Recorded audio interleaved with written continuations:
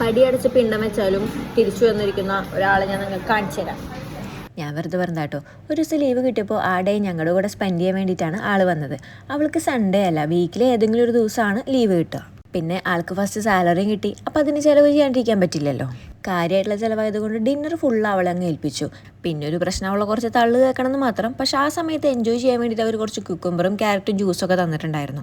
Order ചെയ്ത food വരാൻ late ആവുമെന്ന് അവർക്ക് അറിയായിരുന്നു എന്ന് തോന്നുന്നുണ്ട്. അതുകൊണ്ടായിരുന്നു അവർ ഇതൊക്കെ തന്ന് ഞങ്ങളൊന്ന് സമാധാനപ്പെടുത്തിയത്.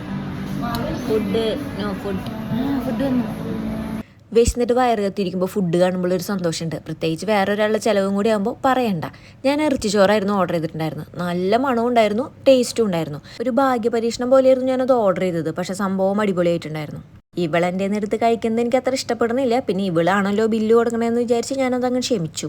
പിന്നെ എല്ലാവരുടെയും ഫുഡ് വന്ന് ഞങ്ങൾ ഒരുമിച്ച് ഭക്ഷണമൊക്കെ കഴിച്ച് ഒരുപാട് വർത്തമാനങ്ങളൊക്കെ പറഞ്ഞു. അതിനിടയിൽ ഫുഡ് തീർന്നത് ഞങ്ങൾ അറിഞ്ഞു പോലില്ല. ബാക്കി കുറച്ച് ഫുഡ് ഉണ്ടായിരുന്നു, അത് പാഴ്സൽ ചെയ്തു. എല്ലാം കഴിഞ്ഞ് ബില്ല് കൊടുക്കണ സമയത്ത് അവളുടെ പേഴ്സ് കാണാനില്ല പോലും.